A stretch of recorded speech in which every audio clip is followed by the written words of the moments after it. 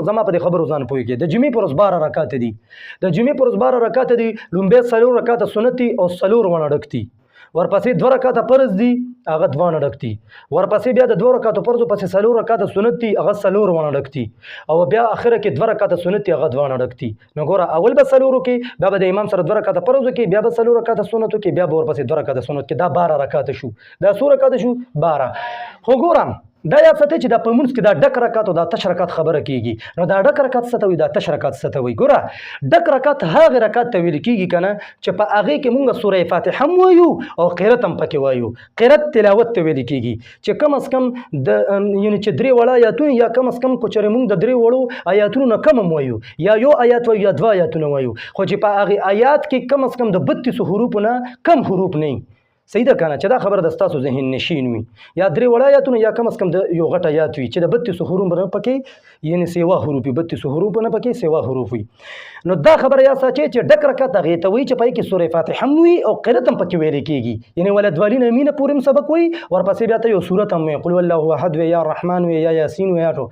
او تش رکعت هغې ته ویلې کېږي په مونځ کې چې هغې کې ته صرف سورې فاتحه وایي، قرت پکې نه وي، یعنې الحمدلله شروع کې ولدوالین امین وایي، بیا رکوع له ځې، نو دې ته تش رکعت وایي. نو دا مې د جمعې د مونځ حوالې سره دا خبره وکړه چې د جمعې په ورځ 12 رکعاته دي، 4 رکعاته سنت، بیا 2 رکعاته فرض، بیا 4 رکعاته سنت، بیا 2 رکعاته سنت. دا 12 رکعات دي چې دا ته یاد وي، او دا ټول ډک دي. د جمعې په مونځ کې تش رکعت نشته، دا ټول ډک دي، فرض او سنت ټول ډک دي.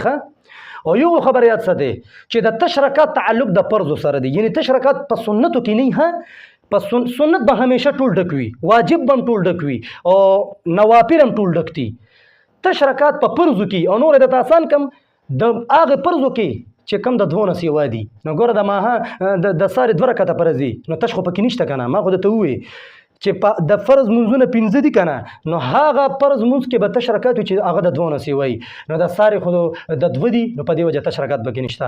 د غرمې 4 رکعته فرض دي، نو هغه د 2 نه خو سیوا دي که نه، نو بیا 2 رکعته ډک دي، ورپسې 2 رکعته تش دي. د مازدیګر 4 رکعته فرض دي، نو بیا 2 رکعته ډک دي، ورپسې 2 رکعته تش دي.